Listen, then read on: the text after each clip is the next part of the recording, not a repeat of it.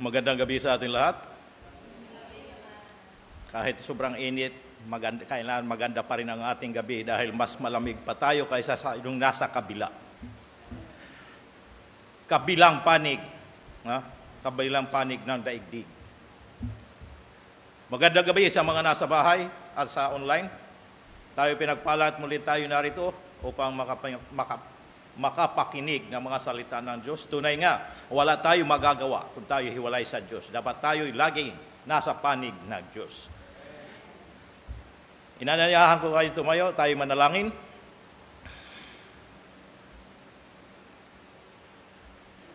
Panginoon Diyos na makapangyarihan sa lahat, salamat po't muli kaming narito at sama-samang dudulog upang ialay ang aming sarili sa pagsamba at pakikinig ng mga mensahe. Salamat inyo kami muling tinipon. Hinihiling po namin ang inyong pangunguna sa aming pananambahan. Pagkaluban po ninyo ng husay at talino ang lahat ng gaganap sa aming gawain ngayong gabi. Magbigay nawa ng kagaluguran at biyaya sa aming kaluluwa ang mga mensahe. Patawarin po ninyo ang aming mga kasalanan at linisin sa aming mga karumihan. Ihanda po ninyo ang aming puso't isipan sa pakikinig, maging nasa bahay at online. Ang mga kapatiran parating inyo pong ingatan at makarating ng ligtas, makasama namin sa aming pananambahan. Pinupuri po namin ang inyong katapatan at kadakilaan. Ito pong aming dalangin sa pangalan ng Panginoon Hesus. Amen. Manatiling nakatayo sa ating pag-awit sa Panginoon. Magandang gabi po sa ating lahat. Good evening. Ayan, tayo po ay umawit sa Panginoon. Send the light.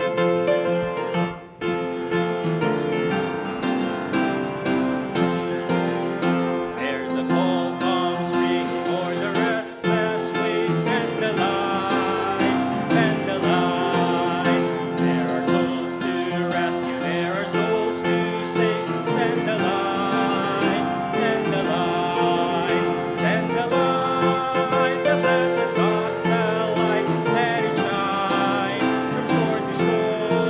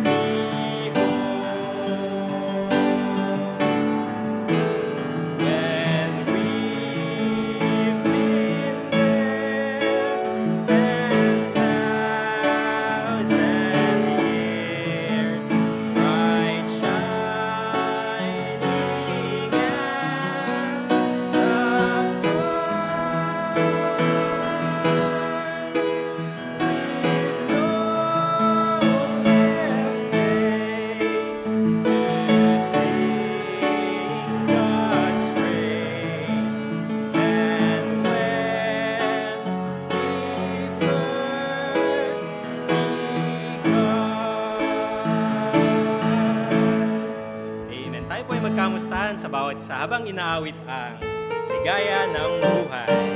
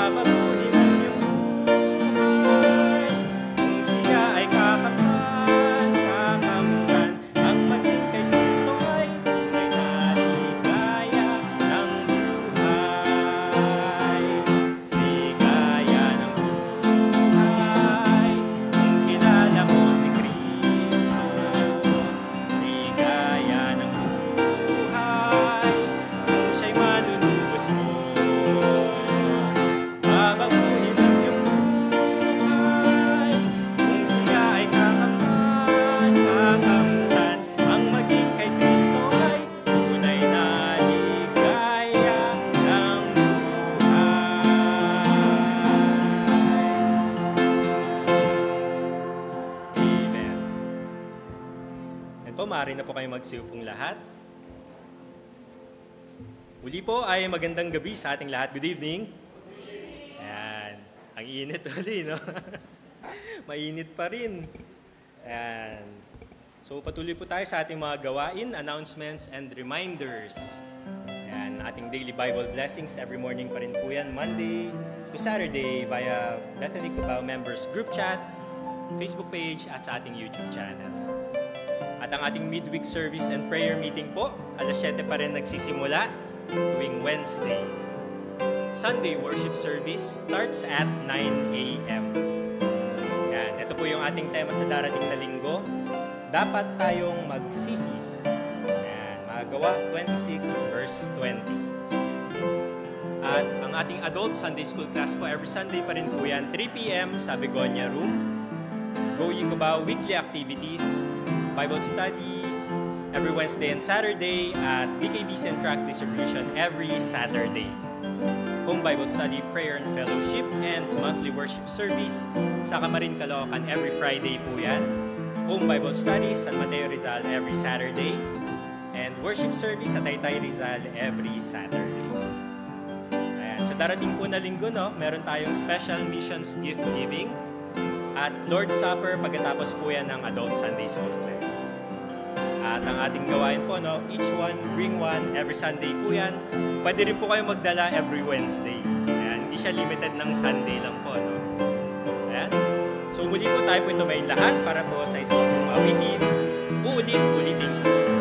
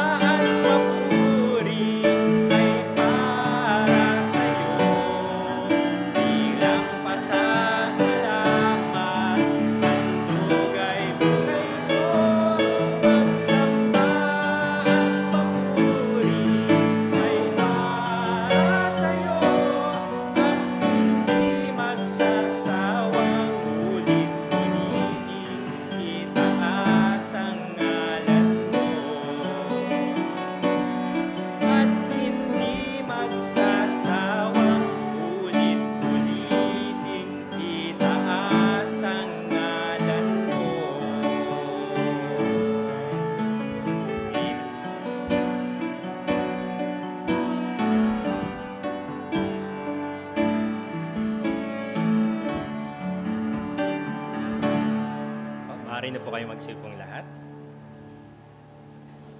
Handa po natin ang ating mga puso't isipan sa pag-aaral at pakikinig ng salita ng Diyos. Tawagin po natin ating tagapagsalita, Brother Renato Alegre.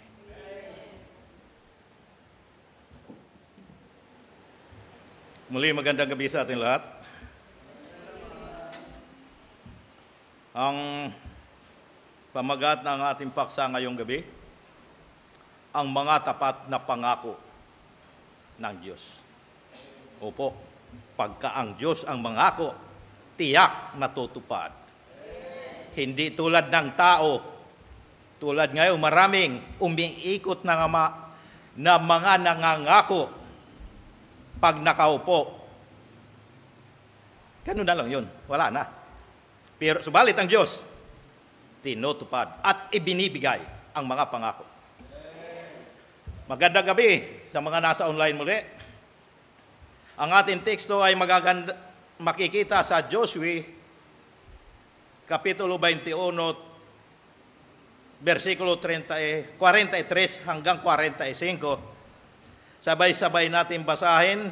Inaaniyahan ko kayong tumayo. Basahin natin ang ating teksto ng sabay-sabay. Joshua, Kapitulo 21, versikulo 43 hanggang 45. Handa, basa. Sa gayo'y binigay ng Panginoon sa Israel ang buong lupain na kanyang isinumpa na ibibigay sa kanilang mga magulang at kanilang inari at tumahan doon. At binigyan sila ng kapahingahan ng Panginoon sa palibot ayon sa lahat ng kanyang isinumpa sa kanilang mga magulang. At walang tumayong isang lalaki sa lahat ng kanilang makaaway sa harap nila. Ibinigay ng Panginoon ang lahat nilang makaaway sa kanilang kamay. Walang nagkulang na isang mabuting bagay na sinalita ng Panginoon sa sambahayan ng Israel. Lahat ay nangyari. Pagpalain nawa tayo ng Panginoon sa pagbasa ng kanyang salita. Tayo muna ay manalangin. Salamat, Panginoon Diyos, sa mga salitang aming binasa at pagbubulay-bulayan. Nawa maging hamon at kalakasan namin ang inyong katapatan. Salamat sa mga pangako. Nagtitiwala po kami na inyong tinutupad sa tamang panahon. Pinupuri namin ang inyong kadakilaan at kapangyarihan. Nawa pagkaluban po ninyo ng kalaman at katatagan ang inyong lingkod sa pag-ahayag ng mga mensahe. Ito po ang aming dalangin sa pangalan ng Panginoon Hesus. Amen. Maaari na po kayong umupo.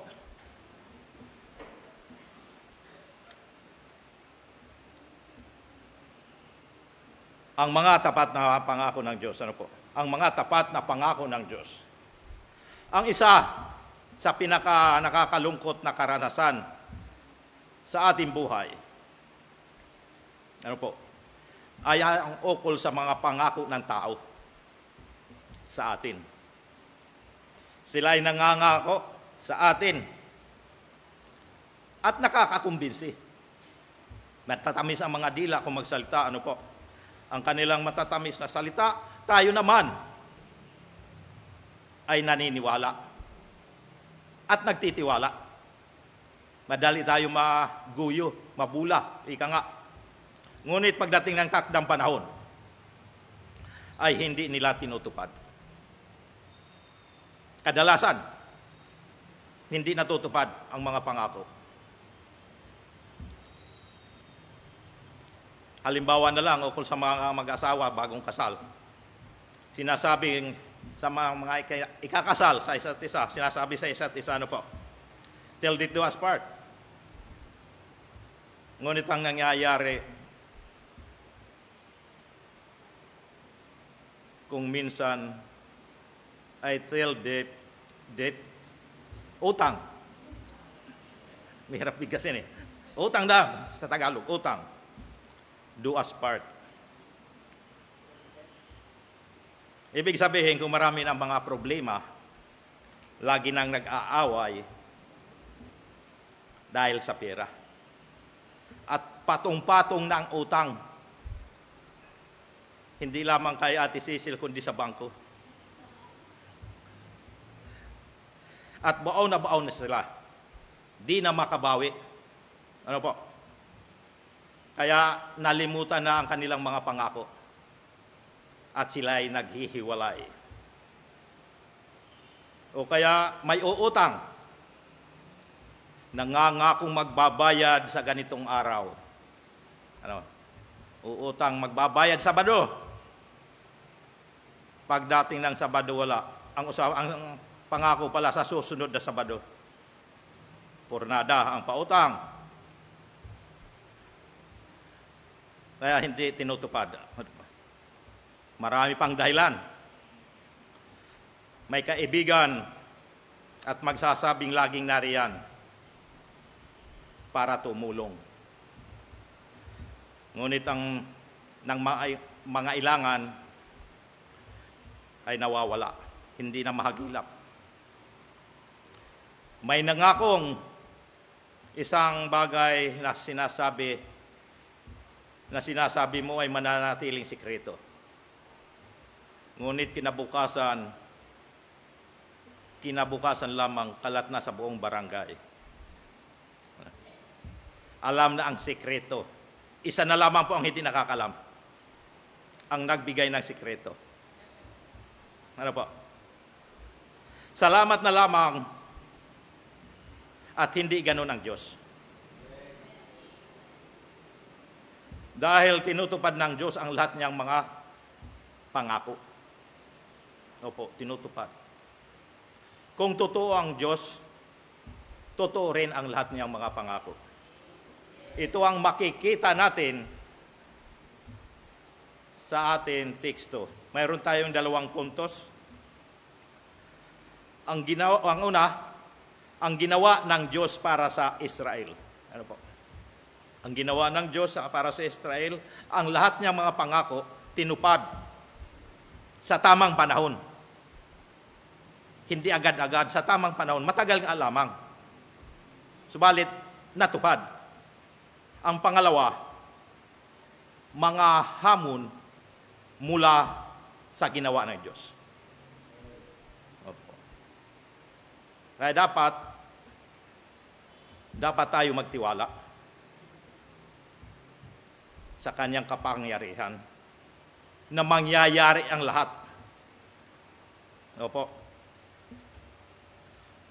Sabi nga sa ating teksto,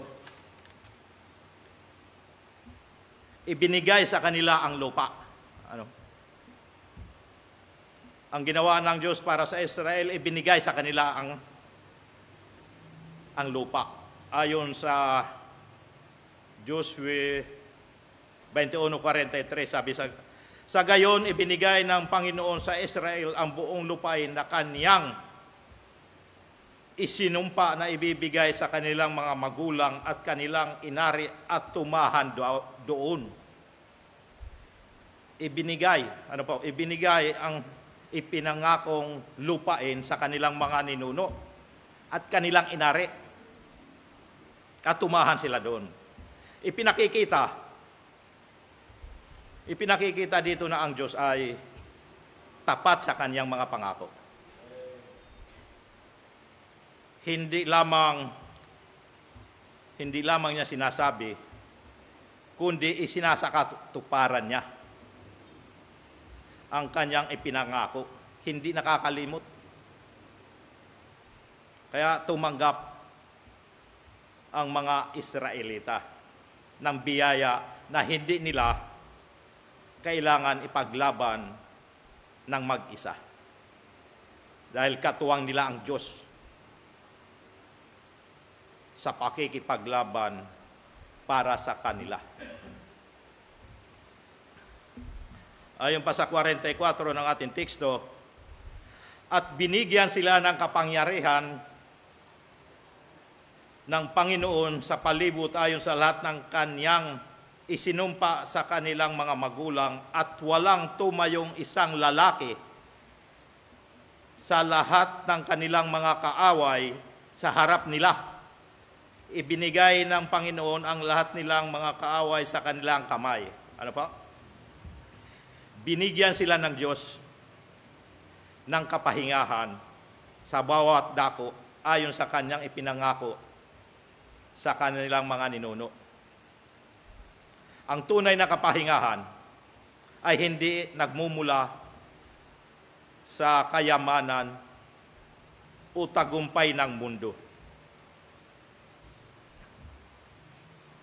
kundi sa pagtitiwala sa pangako ng Diyos. Opo. Tulad na lang po ng pangako niyang buhay na walang hanggan. Dapat tayo magtiwala na mangyayari at matutupad ang buhay na walang hanggang na kanyang mga pangako sa mga sumasampalataya at nampalataya lamang sa Diyos. Hindi para sa lahat, para sa mga sumasampalataya lamang. Ang kapahingahan ito ay isang kaganapan ng kanyang biyaya at pag-ibig. At pag-ibig sa kanyang bayan. Ano ba? Regalong kapahingahan.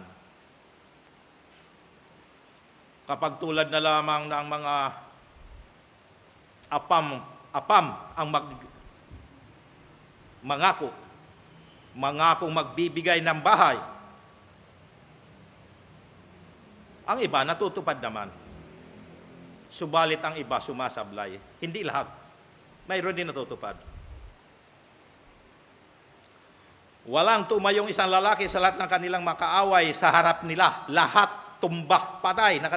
Walang tumayo.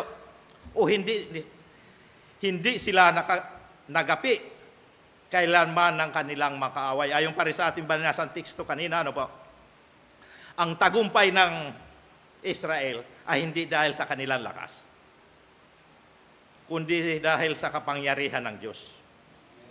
Ang kanilang lakas. Wala sa kanila. Ang Diyos, ang kapangyarihan ng Diyos. Sa buhay natin, hindi tayo mananagumpay o makatatagumpay sa sarili nating kakayahan. Wala. Kundi sa tulong ng Diyos. Kaya magtiwala sa Kanya. Magtiwala sa Diyos na tayo itutulungan niya upang magtagumpay.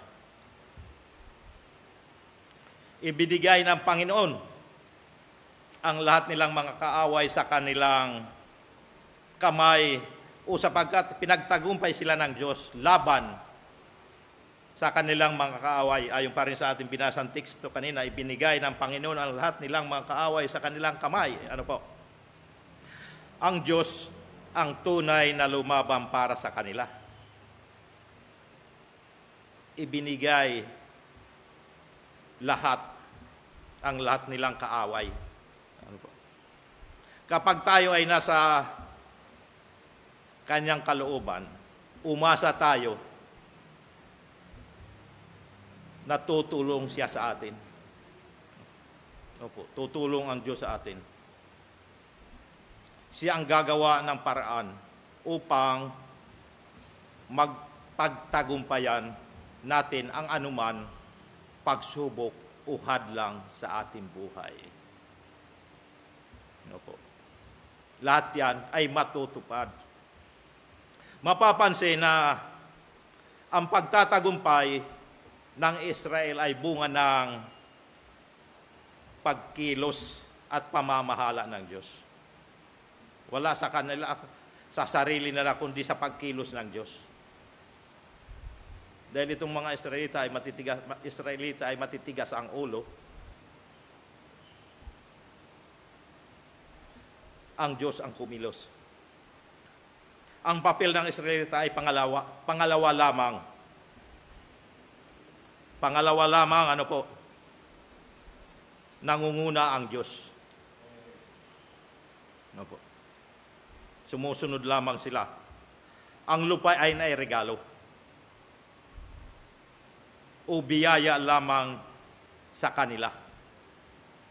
Ito ay hindi bunga ng kanilang sariling kabutihan, kundi bunga ng paghatol ng Diyos sa kanyang mga kaaway.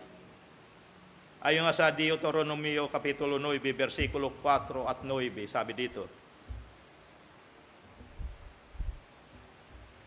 sa 4, huwag kang magsalita sa iyong puso pagkatapos na mapalaya sila ng Panginoon mong Diyos sa harap mo na inyong sasabihin, dahil sa akin katwiran ay pinasok ako ng Panginoon upang ariin ang lupain.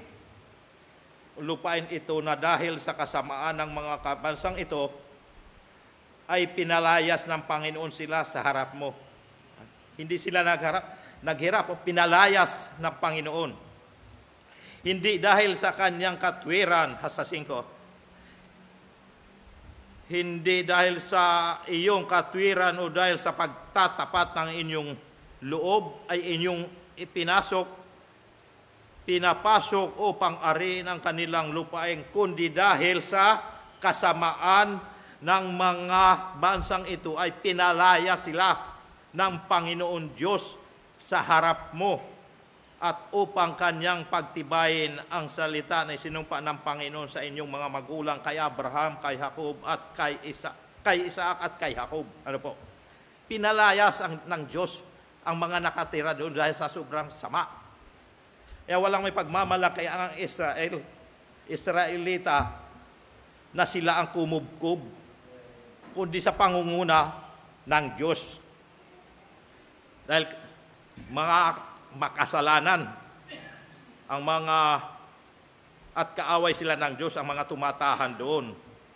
Minsan iniisip natin ng ating tagumpay ay dahil sa atin pagsisikap. Mali po, kahit anong sikap, kung hindi kalooban ng Diyos, ay walang pagtatagumpay. Kahit magkandakuba tayo sa katratrabaho, kung hindi kalooban ng Diyos, walang tagumpay. Ano po? Sa katotohanan ito, ay dahil sa kabutihan at awa ng Diyos. O, dahil sa awa at kabutihan ng Diyos, hindi tayo karapat-dapat, ngunit siya ay nagpapala ayon sa kanyang layunin. Opo. Sa layunin lamang ng Diyos. Kung nais na sa kanyang layunin tayo magtagumpay, tayo magtatagumpay. Kung ayaw, wala tayong magagawa. Kung nagtagumpay sa sugal,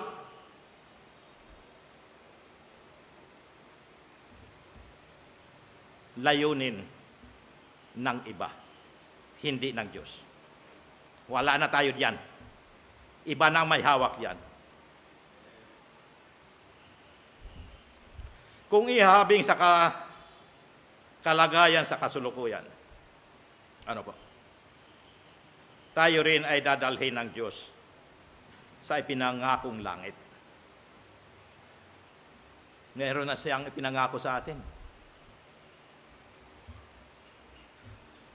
At buhay na walang hanggang. Ito, buhay na walang hanggang ang kanyang pangako sa langit. Dahil din sa regalo. Ibibigay sa atin bilang regalo, biyaya. Hindi tayo maghihirap. Biyaya.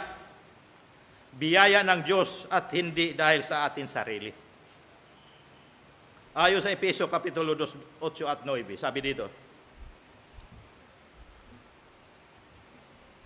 sabi dito, sapagkat sa biyaya kayo'y nangaligtas sa pamamagitan ng pananampalataya, at ito'y hindi sa inyong sarili. Ito'y kaloob ng Diyos. Biyaya, maliwanag, biyaya. Hindi tayo maghihirap dito. Hindi maghihirap, kundi biyaya. Hindi pinaghirapan, kundi biyaya. Kaloob ng Diyos. Sa 9, hindi sa pamamagitan ng mga gawa upang ang sinuman ay huwag magmapuri. Kaya huwag tayong magmamalaki. O huwag tayong magmamayabang na mayroon tayo buhay na walang hanggan. Ay yung biyaya lamang sa atin. Ayon pa sa Tito Kapitulo 3, versikulo 5, na hindi dahil sa magawa sa katwiran na ginawa natin sarili, kundi ayon sa kanyang kaawaan ay kanyang iniligtas tayo sa pamamagitan ng paghuhugas sa muling kapanganakan at ng pagbabago sa Espiritu Santo. Ayun po. Dahil sa kaawaan lamang ng Diyos. Kaya tayo iniligtas. Ang kaligtasan ay isang handog. Ano po? Isang handog. Regalo, hindi isang gantimpala. Ang langit ay isang bagay na ang langit ay hindi isang bagay na ating pinaghirapan, kundi isang kaloob ng Diyos sa mga sumasampalataya sa Kanya. Kaya hindi lahat tatanggap ng regalo, kundi ang mga sumasampalataya at nagsisisi lamang ng kanilang mga kasalanan ang tatanggap ng buhay na walang hanggan. Tinupad ng Diyos ang kanyang mga pangako. Tinupad ng Diyos ang kanyang mga pangako. Hindi sumira ng mga pangako. Ayon nga sa ating teksto sa Jose 21:45, sabi dito, walang nagkulang na isang mabuting bagay na sinalita ng Panginoon sa sangbahayan ng Israel. Lahat ay nangyari. Ayan ha. Walang nagkulang. Na isang mabuting bagay na sinalita ng Panginoon sa sambahayan ng Israel. O tinupad ng Diyos ang lahat ng pangako. Pangako niya sa kanyang bayan Israel. Ang Diyos ay hindi tulad ng tao na maaaring sumira ng pangako. Opo. Madali magbago ng pangako ang tao. Pagka hindi kayang gawin, wala na, nalilimutan na. Subalit ang Diyos tumutupad. Ang bawat pangako niya ay may katuparan sa tamang panahon. Hindi naman agad-agad, sa tamang panahon. Kaya maghintay lamang. Hintayin at may tamang panahon. Kung talang karapat dapat sa regalo. Lahat ay nangyari ayon pa rin sa ating teksto. Lahat ng nangyari sa 45, hindi matupad ang sinabi ng Diyos. Kapag siya ay nangako, ito'y tiyak na magaganap at mangyayari. Pansinin ang ibang teksto, Ito rin ay pinangako na sasakupin ng Israel sa pangunguna ni Josue at bilang pamana na lupa. Nakikita sa Josue Kapitulo 1, versikulo 6. Sabi dito, magpakalakas ka at magpakatapang mabuti, sapagkat iyong ipamamana sa bayang ito ang lupain na aking isinumpa sa kanilang mga magulang na ibibigay sa kanila. Kailangan magpakatapang na mabuti. Huwag pahalampa-lampa, huwag matakot. Kailangan matapang para mabakuha ang biyayang ito. Ang pangako ng Diyos ay may mahabang sakop. Mahaba, patagal. Maaaring hindi natin agad makita ang katuparan. Maaaring hindi natin agad makita ito. Ngunit, nakakasiguro at nakakatiyak tayong matutupad ito dahil maghihintay lamang tayo ng tamang panahon. Hindi agad na ibibigay. Mayroon tamang panahon. Kaya huwag tayo magmadali. Kung tayo nananalangin, humihiling ng mga pangako, humihiling sa Diyos, ariin mo nang natanggap mo na. Tiyak darating. Ang pangako ng kapahingahan at kapayapaan, ayon sa Deuteronomio Kapitulo 12, versikulo 9 at 10, sabi dito, sapagkat hindi pa kayo nakakarating sa kapahingahan at sa mana na ibinibigay sa iyo ng Panginoon ninyong Diyos, datatwat pagkatawid ninyo ng Hordan at pagtaahan sa lupain na ipinamamana sa inyo ng Panginoon ninyong Diyos at pagkabigay niya sa inyo ng kapahingahan sa lahat ng inyong mga kaaway sa palibot na anupat kayo'y tumahan ng tiwasay. Ano po? Wala, hindi pa sila nakakarating sa lupain, kaya dapat maghintay muna upang makapagpahinga. Ang tunay na kapahingahan ay nasa presensya ng Diyos. Kaya, hintay-hintay lang. Sa piling niya, ano po. Hindi lamang itong isang physical na pahinga, kundi isang katiyakan, hindi tayo pababayaan ng Diyos. Ang mga pangakong ito ay kanyang tinupad sa ating teksto. Katibayan lamang na totoo ang Diyos sa kanyang mga pangako. Ang Diyos ay hindi kailanman nagkukulang sa kanyang pangako. Labis-labis kung magbigay. At sobra-sobra. Maaari tayong manalig sa kanya dahil hindi siya nagbabago. Ang pangakong ibinigay niya noon ay may bisa pa rin sa atin ngayon. Walang expiration. Patuloy pa rin ang bisa. Ang ating pangalawang punto, mga hamon mula sa Diyos. Ano pa? Ibinigay niya ang mga pangako, dapat tayo magtiwala. Alamin natin ang mga pangako ng Diyos. Maganda sinabi sa pangalawang Pedro Kapitulo 1, versikulo 3 at 4. Sabi nga dito, yaman ipinagkaloob sa atin ang kanyang banal na kapangyarihan ang lahat ng mga bagay na nauukol sa kabuhayan at sa kabanalan sa pamamagitan ng pagkakilala sa Kanya na tumawag sa atin sa pamamagitan ng Kanyang sariling kalawalhatian at kagalingan. Binigyan tayo ng Diyos ng lahat natin pangangailangan. Ano po? Mula sa Kanyang kapangyarihan para sa atin buhay at pagiging makadiyos.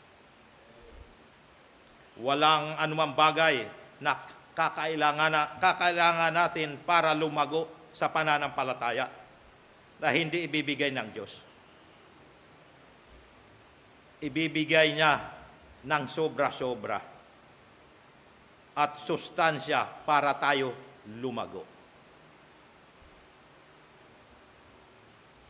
Ang kanyang kapangyarihan ay sapat upang tayo mabuhay ng may kabanalan at pag-ibig sa Kanya, hindi magkukulang.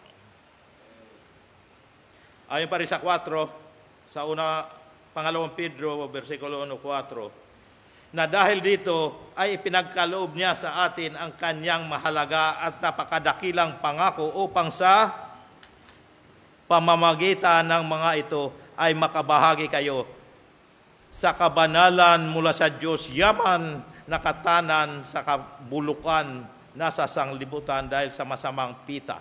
Ano po? Tayo rin ay binigyan niya ng mga dakilang at mahalagang pangako.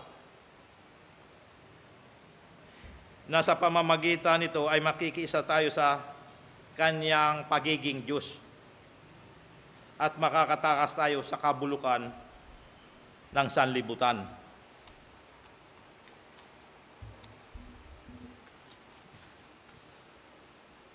Ang kanyang mga pangako ay hindi lamang para sa kasalukuyan, kundi para sa atin walang hanggang pakikisama sa Kanya, walang deadline. Ang Kanyang mga pangako. Tayo ay may pag-asa sa gitna ng mundong ito ng kasalanan. Opo, may pag-asa tayo. Kaya makiisa tayo sa Kanya. Sumunod at magtiwala sa Diyos. Alam ba ninyo ang mga pangako ng Diyos? Ilang pangako na ba?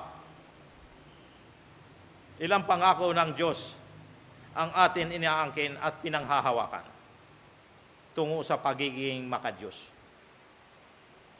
Alamin natin, ano po, ang ilan mga dakilang pangako ng Diyos. Ang mga pangako, una, pangako ng kaligtasan. Ayan po, mga pangako ng Diyos ang kaligtasan, buhay na walang hanggan. Ayon sa unang Juan, Kapitulo 5, 1 at 13, hanggang 13, sabi dito.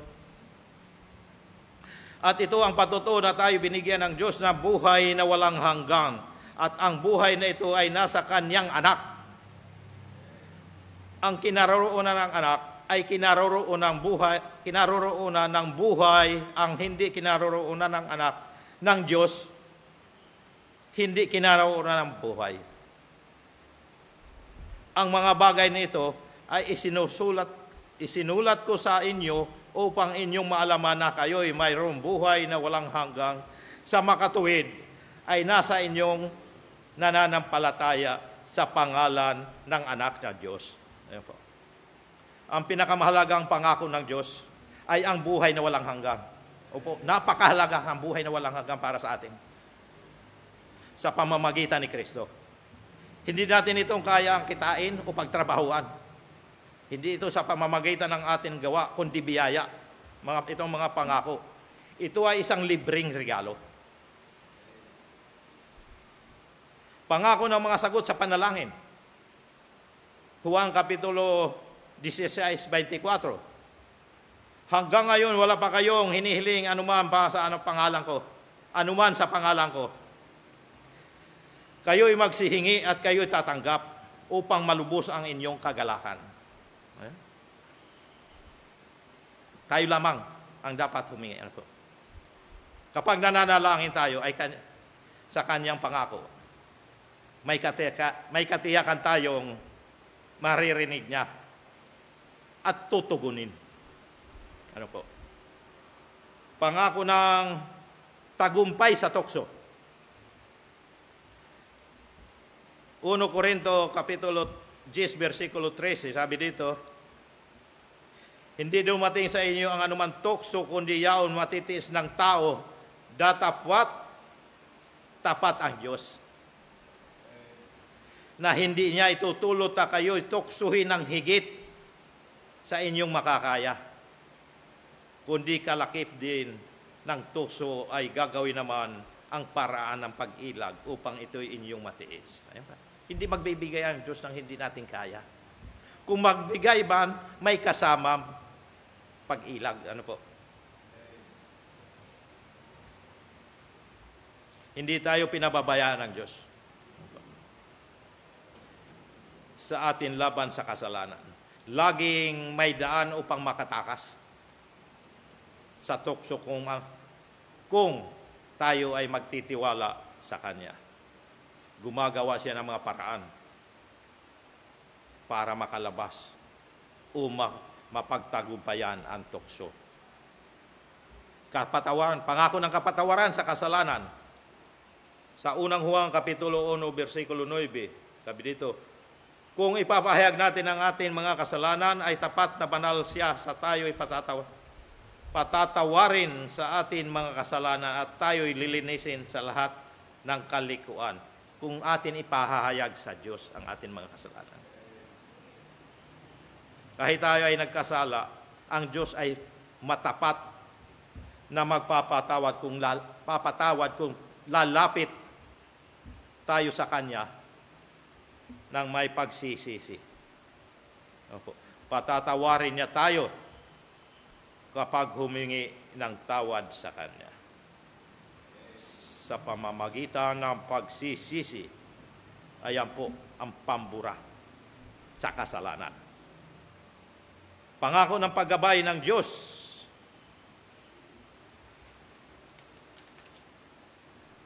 Kawikaan, Kapitulo 3, versikulo 5 at 6, sabi dito, tumiwala ka sa Panginoon ng buong puso mo at huwag kang manalig sa inyong sariling kaunawaan. Sa 6, kilalanin mo siya sa lahat ng inyong mga lakad at Kanyang ituturo ang inyong mga landas. Saya? Huwag umasa sa sarili, kundi umasa sa Diyos. Ano po? Kapag inilagay natin ang ating tiwala sa Diyos sa halip na sa ating sarili, sa ating sariling pangunawa, gagabayan niya ang ating mga hakbang. Hindi natin kailangan matakot sa hinaharap dahil hawak niya ang ating landas. Nais niya na magtiwala tayo sa Kanya, tandaan natin na kailangan natin siya sa lahat natin hakbang sa lahat ng panahon. Ayun po ang mga pangako ng Diyos. Magtiwala tayo sa matapat na pangako ng Diyos. Tutuparin ng Diyos ang Kanyang mga pangako. Opo, kaya dapat tayo magtiwala. Huwag tayo mawala ng tiwala. Magtiwala dahil tutuparin ng Diyos ang lahat ng mga pangako. Ang Diyos ay totoo at hindi sinungaling. Ayon, hindi siya sinungaling tulad ng tao. Ha? Ayon sa mga bilang Kapitulo 23, 19, sabi dito, ang Diyos ay hindi tao na magsisinungaling, ni anak ng tao na magsisisi. Sinabi ba niya at hindi niya gagawin? O sinalita ba niya at hindi niya isasagawa? Ang kanyang mga salita ay totoo at maaasahan na matutupad. Ang Diyos ay hindi kailanman bumali ng kanyang mga pangako. Lahat tinutupad. Ang mga sinabi ay kanyang ginagawa, isasagawa. Hindi tulad ng tao na nangako ngayon, bukas, limot na. Asa ka pa. Ano po? Yan tinatawag na asa ka pa. Lagi natin asahan ang mga pangako ng Diyos. Dahil lagi natin maasahan ang Diyos na nangako. Dakila ang Diyos ng mga pangako, kung kaya dakila rin ang mga pangako ng Diyos. Ang katapatan ng Diyos ay hindi mababawasan sa ating pag-aalinlangan. Opo, walang epekto ang ating pag-aalinlangan.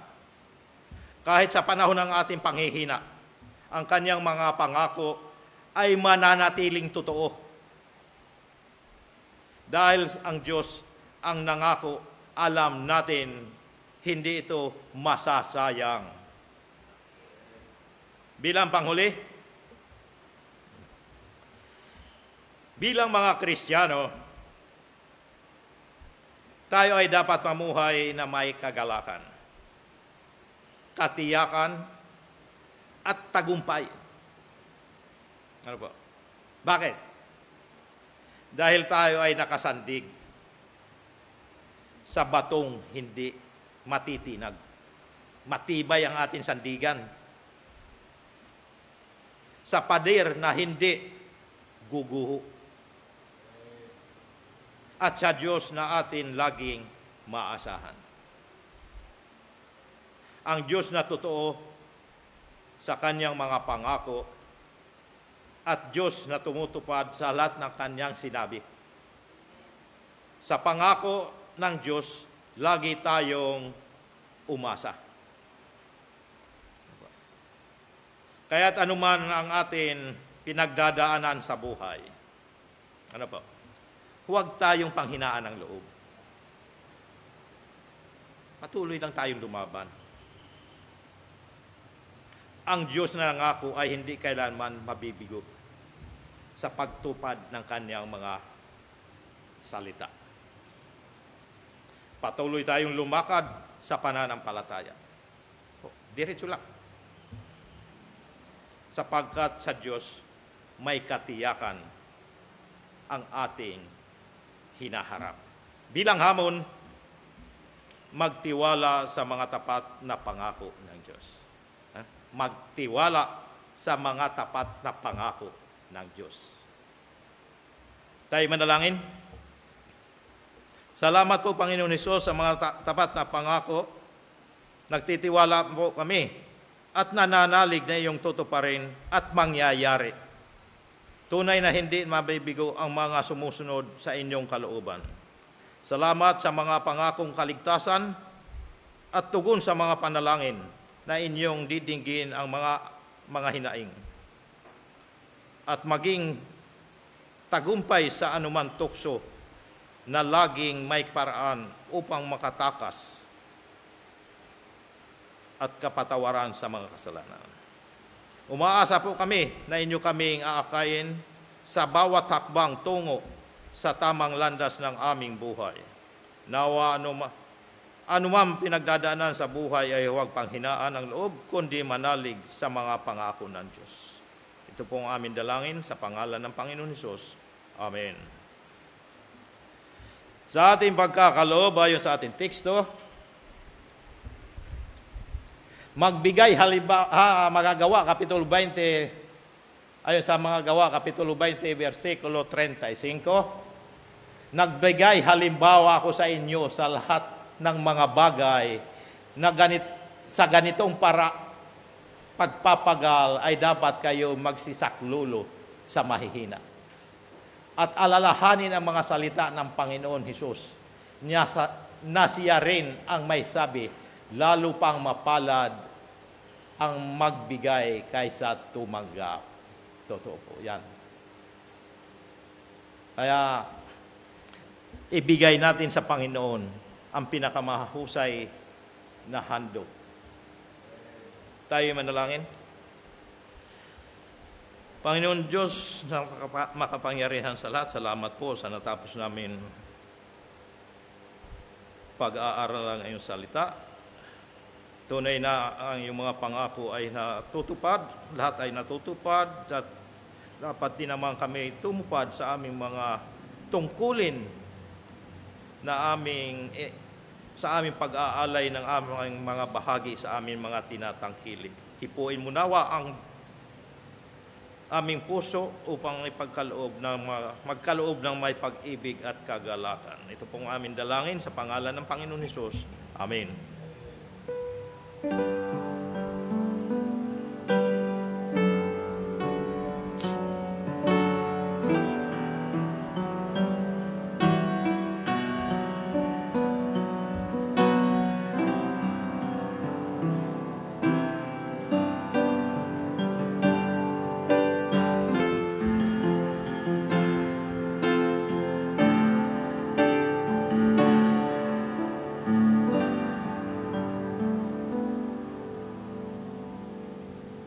Tayo magpasalamat. Salamat po, Panginoon, sa natapos sa aming pagkakaloob. Nawa ang salap na yung aming nakalap ngayong gabi, aming tinataas sa iyong payanan upang iyong pagpalain at magamit nawa sa bahay-sambahan ng naayon sa iyong kalooban. Ikaw nawa ang magpatatag at palago sa aming mga pinagkakakitaan. Ito po ang aming dalangin sa pangalan ng Panginoon Hesus. Amen. Muli po tayong tumayong lahat para po sa ating pangwakas na awitin, All We Need.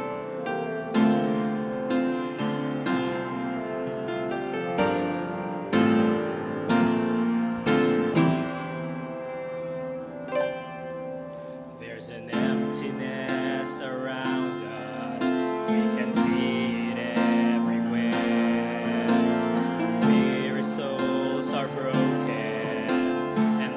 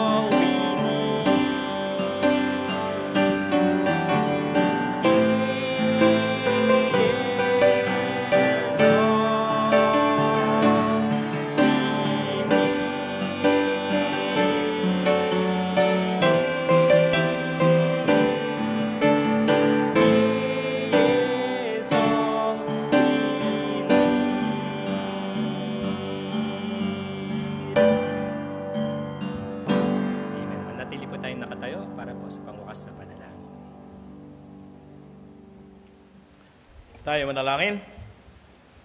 Panginoon Diyos sa makapangyarihan sa lahat, tunay ay binibigay ninyo sa mga karapat dapat tumanggap ng biyaya mula sa inyo. Walang anumang bagay na imposible kundi lahat posible sa Diyos at inyong ipinagkakaloob. Salamat sa mga tapat ninyong mga pangako. Kami ay umaasa at nagtitiwala na inyong tutuparin at mangyayari sa mga sumasampalataya sa inyo, Panginoon. Nawa tumimo sa aming puso't isipan ang hamon ng mensahe at isabuhay, makita sa aming buhay ang pagkilos ninyo sa amin upang masilayan ang liwanag ng katotohanan ng mga pangako. Salamat sa lahat ng mga kabahagi at gumanap sa mga gawain ngayon. Nawa ang pagpapala at biyaya patulong sumagana sa ating lahat, maging nasa bahay at online. Sa amin sama-samang panalangin, pangunahan ninyo kami, kung inyo pong luluubin, inyo pong tugunin ang aming mga pahinaing. Sa aming pag-uwi, ingatan po ninyo kami makarating ng ligtas sa aming mga katahanan. Ito pong aming dalangin sa pangalan ng Panginoon Hesus. Amen. Magandang gabi.